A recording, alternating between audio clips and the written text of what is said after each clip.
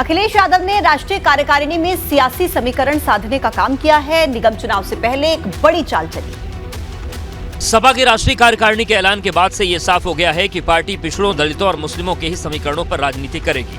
Party में अब यादवों, मुसलमानों के अलावा पिछड़ों का बोलबाला होगा। अखिलेश यादव ने राष्ट्रीय कार्यकारिणी में 64 नामों का ऐलान किया है, जिसमें 10 यादव, 9 मुस्लिम, 5 कुर्मी, 4 ब्राह्मण, 7 दलित और 16 अति पिछड़े वर्ग के लोग शामिल हैं। ये वर्ग मैंने कहा हर वर्ग के बीच में समाजवादी पार्टी जाएगी, क्योंकि जो काम समाजवादी पार्टी ने करके दिखाया। सपा की पिछली कार्यकारिणी में 55 नाम शामिल थे, लेकिन इस बार कार्यकारिणी में पिछड़े वर्ग के लोगों को ज्यादा तवज्जो दी गई है। वजह साफ है, निगम चुनाव से पहले सपा पिछड़ा वर्ग को साधने की कोशिश कर रही है, लेकिन हैरानी की बात है कि इस बार कार्यकारिणी में ठाकुरों के लिए कोई जगह नहीं बची है, जिस पर सपा विधायक ओम प्रकाश सिंह का ट्वीट भी सामने आया है, जिसमें उन्होंने लिखा, ये अलग बात है, मैंने कभी जताया नहीं, मगर तू यह न समझ कि तूने दिल दुखाया नहीं। इस ट्वीट को ओम प्रकाश सिंह की नाराजगी के साथ जोड़कर देखा जा रहा है। हालांकि इसके बाद ओम प्रकाश सिंह ने अपना ट्वीट डिलीट कर दिया है। देहरादून में भाजपा की प्रदेश कार्य समिति की बैठक हुई है, जिसमें जोशीमठ में हो रहे प्रदर्शन को लेकर भाजपा प्रदेश अध्यक्ष ने बड़ा बयान दिया है।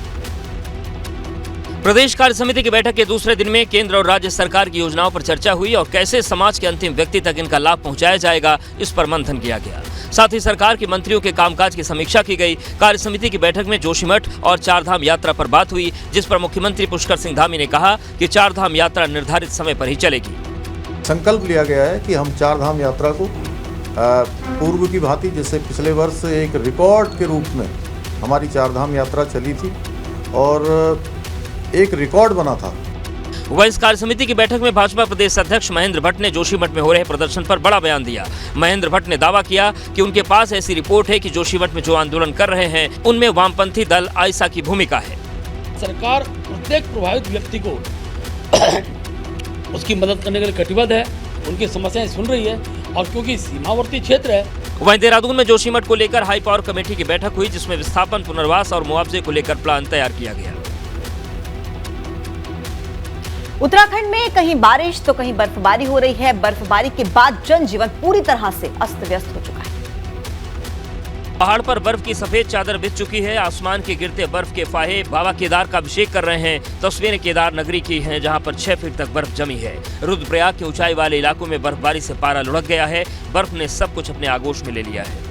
वहीं गंगोत्री और यमुनोत्री धाम में बर्फबारी हुई है। मां गंगा का मंदिर बर्फबारी से चांदी की तरह चमक रहा है। भैरव घाटी, मुखीमठ, हर्षिल, झाला और सुखी टॉप में वादियों में सफेद चादर में ढक चुकी हैं। बर्फ के आपातकाल की तस्वीर जोशीमठ के औली की है। हर तरफ बर्फ की सफेद चादर बिछ चुकी है, जिसके बाद सैलानियों के चेहरे खिल उठे हैं। उधर बड़कोट में स्नोफॉल की वजह से जनजीवन पूरी तरह से प्रभावित हो गया है। रोड बंद हो चुके हैं। यमुना घाटी से जिला मुख्यालय को जोड़ने वाला बड़कोट उत्तरकाशी मार्ग राठी टॉप से बंद है। जेसीबी की मदद से बर्फ को हटाने के काम चल रहा है। विकासनगर के चक्राता में बर्फबारी से तापमान में भारी गिरावट आई है। पूरा बाजार बर्फ से ढक गया है। लोग घरों में दुबकने को मजबूर है। बर्फबारी से मौसम बदल गया है। ठंड का प्रकोप बढ़ गया है। बर्फ के गिरते फाहों के बीच जिंदगी कुदरत के आगे मजबूर है और पहाड़ पर सफेद आफतकाल अभी थमने वाला नहीं है, क्योंकि मौसम अभी और परीक्षा लेगा। पहाड़ों पर हो रही बर्फबारी के बीच चमोली से डराने वाली तस्वीर भी सामने आई है, जिसके बाद हर कोई दहशत में है। 2 पहाड़ियों के बीच सफेद गुबार उठा है, जो धीरे धीरे बड़ा होता जा रहा है। सफेद गुबार जैसे जैसे आगे बढ़ रहा है, सब धुंधला होता जा रहा है।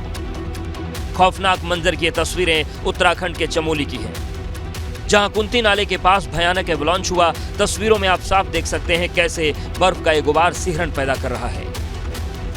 दरअसल मलारी गांव के पास कुंती नाला है, जहां हिमस्खलन हुआ, जिसका वीडियो स्थानीय लोगों ने अपने कैमरे में कैद किया।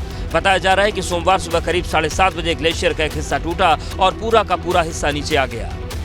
ग्लेशियर टूटने की वजह से कुंती नाला एवलांच में ही कहीं गायब हो गया। यहाँ रहने वाले लोगों में दहशत फैल गई है। हालांकि हिमस्खलन की वजह से किसी भी तरह के नुकसान की खबर नहीं है। एवलांच भारत सीमा पर स्थित मलारी गांव में हुआ और नाले पर बना ये पुल भारत और चीन को जोड़ने का काम करता है। राहत की बात यह है कि कुंती नाले पर बने पुल को नुकसान नहीं पहुंचा। उत्तराखंड के पहाड़ी इलाकों में सुबह से ही बर्फबारी हो रही है और इसी बर्फबारी के बीच ये तस्वीर होश उड़ाने वाली है। एवलांच की इस भयंकर तस्वीर ने सबकी नींद उड़ा दी है। बर्फ के इस गुबार में अगर कोई चपेट में आ जाता तो भारी नुकसान हो सकता था।